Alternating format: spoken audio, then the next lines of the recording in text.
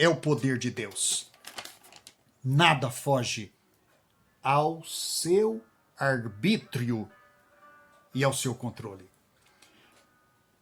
E agora as afirmações de fé do capítulo 2. O capítulo 2 começa dizendo: Ele nos deu vida, vos vivificou, estando vós mortos em ofensas e pecados. O capítulo 2 abre afirmando que nós estávamos mortos. Ora, acabei de ler que o capítulo inicia dizendo: vos deu vida. Sim, mas esta expressão vos deu vida, no texto grego ela está no final do raciocínio de Paulo, que só vai terminar lá pelo capítulo... lá pelo versículo 4 e 5. Mas por uma questão semântica e por uma estrutura gramatical, ela vem para o começo da frase, para o começo do raciocínio. Na verdade, o capítulo termina dizendo: vós estáveis mortos. Quando Cristo nos encontrou, nós estávamos mortos. O pecado fez uma destruição em nossas vidas. Fez uma destruição na vida dos efésios. Eles eram adoradores de Diana, a deusa grega. Eles eram idólatras. Estavam no cativeiro do pecado, da idolatria, da carnalidade, da prostituição. O pecado nos escravizou e o diabo se apropriou da nossa natureza carnal e dos nossos desejos. Carne e pensamentos estavam seduzidos pelo pecado, e o salário do pecado é a morte. Nos quais andastes outrora, segundo o curso deste mundo, segundo o príncipe da potestade do ar, do espírito que agora atua nos filhos da desobediência, entre os quais também todos nós andamos outrora, segundo as inclinações da carne, fazendo a vontade da carne e dos pensamentos, mente e carne, escravizados no pecado.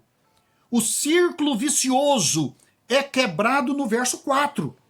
Verso 4 diz: mas Deus, sendo rico em misericórdia, por causa do grande amor com que nos amou, e estando nós mortos em nossos delitos, nos deu vida juntamente com Cristo. Aqui sim, esta expressão ela é jogada então na tradução em português lá para o versículo 1, nos deu vida. Mas lá, como eu disse, começa com a expressão morte. Vós estáveis mortos.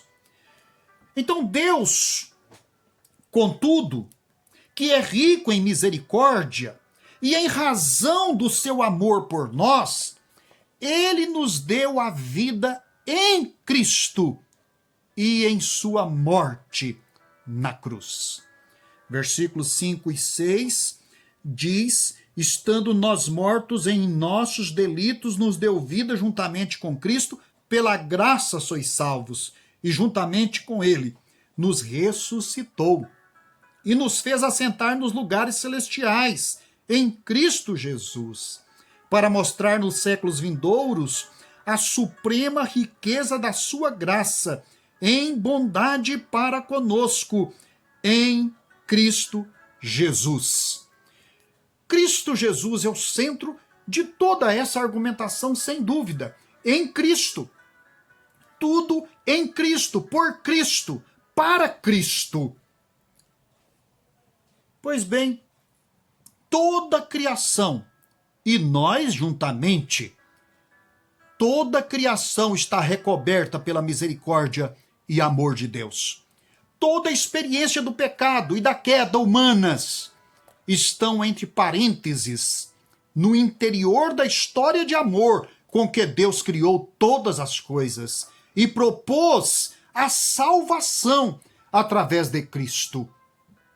O amor é traduzido em uma salvação de graça e pela graça, através do crer, através da fé em Cristo, Pela graça sois salvos, mediante a fé. Isso não vem de vós, é dom de Deus. Não vem das obras da carne, para que ninguém se glorie, pois nós somos feitura dele, obra das suas mãos, criados em Cristo Jesus para as boas obras, as quais Deus de antemão preparou para que andássemos nela. O amor é traduzido, então, na graça, ou seja, o preço é totalmente de Deus. Vinde e comprai, e comei, sem dinheiro e sem custo, para você. Sim, vinde, tomai vinho e leite. Isaías, capítulo 55, versículo 1. É isto, a graça antecipada no Antigo Testamento. Agora, a segunda divisão desse capítulo 2. Paulo afirma: lembrai-vos do passado. Ele começa o versículo 11 dizendo: portanto, lembrai-vos de que outrora, vós gentios na carne, chamados incircuncisão por aqueles que se intitulam circuncisos na carne por mãos humanas, naquele tempo estáveis sem Cristo. Há uma coisa impressionante na experiência cristã que Paulo faz questão aqui de afirmar. O passado foi vencido pela graça e Deus nos deu vida eterna. Mas o passado é a referência, o critério de comparação com o que Deus fez em nós pela salvação em Cristo. O passado, as cicatrizes, não nos condenam mais.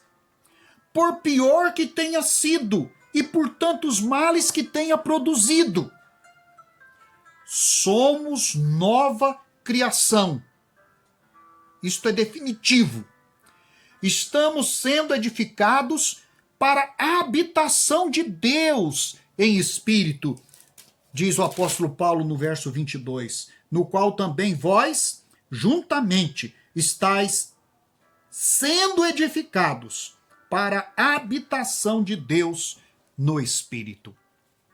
Vamos sempre lembrar do passado e recordar o quanto Deus foi maravilhoso conosco ao nos retirar do pecado e nos dar uma casa, uma família. Nos versos 12 a 19, Paulo volta a tratar das objeções dos judaizantes que insistiam em reeditar a lei cerimonial, mosaica, e espalhar a doutrina da separação entre Israel e os gentios. Os versículos 12 em diante, apóstolo Paulo vai falar desta situação, para garantir aos efésios que isto foi superado de uma vez por todas. Israel tinha sido a nação eleita de Deus. E ao longo dos séculos, eles produziram um preconceito contra as outras nações e desenvolveram um sentimento de exclusividade, de nação exclusiva de Deus. E agora, os judaizantes estavam utilizando-se deste argumento para impor restrições aos gentios que se convertiam. Então, os efésios eram separados de Israel por barreiras religiosas que agora o evangelho derrubou.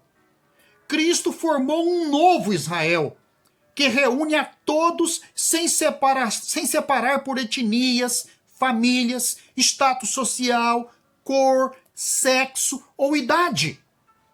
Cristo na cruz é a resposta para toda e qualquer separação racial, cultural ou jurídica que impeça a constituição de uma nova aliança. Cristo, no seu sangue, reuniu, aproximou os mais distantes e abandonados em uma família de fé e de salvação. Versículos 15, Paulo diz: aboliu na sua carne a lei dos mandamentos na forma de ordenanças, para que dos dois, ou seja, gentil e judeu, criasse em si mesmo, ou seja, em sua carne, no seu evangelho, um novo homem, fazendo a paz e reconciliasse ambos em um só corpo com Deus por intermédio da cruz. A cruz elimina a diferença entre gentil e judeu. A cruz forma um corpo novo, único, orgânico, que não tolera mais a separação por preconceito religioso ou por barreiras raciais. Esta nova realidade tem uma base. Esta nova realidade tem um alicerce que a sustenta e garante seu equilíbrio e crescimento, que é o fundamento dos apóstolos e profetas. Isto é, o Antigo e o Novo Testamentos, sendo o próprio Cristo a pedra angular. Esta figura da pedra angular é fundamental, não é?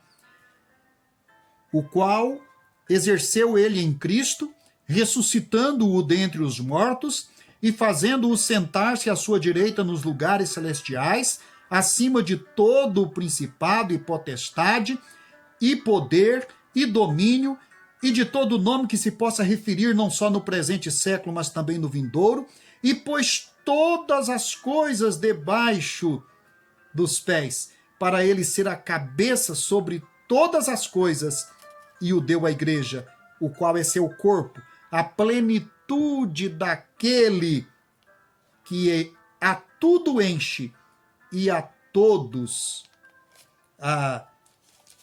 preenche. Edificados sobre o fundamento dos apóstolos e profetas, sendo ele mesmo, Cristo Jesus, a pedra angular, no qual todo edifício bem ajustado cresce para santuário dedicado ao Senhor, no qual também vós juntamente estáis sendo edificados para a habitação de Deus no Espírito. Ora, a diferença dos edifícios rígidos, fixos, petrificados, das construções humanas e das casas terrenas em que habitamos, este edifício, a igreja, é vivo. E sua pedra de articulação é a rocha viva, que é Cristo. Este edifício lê Escrituras, obedece a um líder, que é Cristo, cresce, adora, e nele habita o Deus vivo em espírito. Portanto, este texto reúne toda a grandeza da sabedoria do nosso Deus ao propor a nova criação e ao revelar ao mundo, ao universo, o mistério do seu poder, o mistério, as razões profundas da sua criação, que é Cristo, feito carne, habitando entre nós, trazendo a alegria e a paz aos nossos corações, realizando a obra da salvação pelo seu sacrifício expiatório na cruz do Calvário e consumando todas as coisas.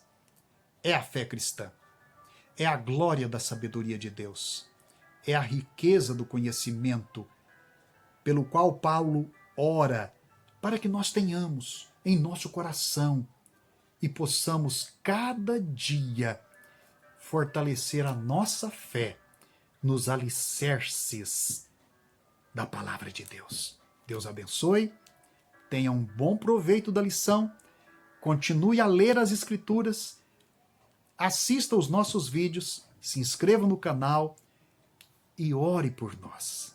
Muito obrigado a todos, Deus vos abençoe.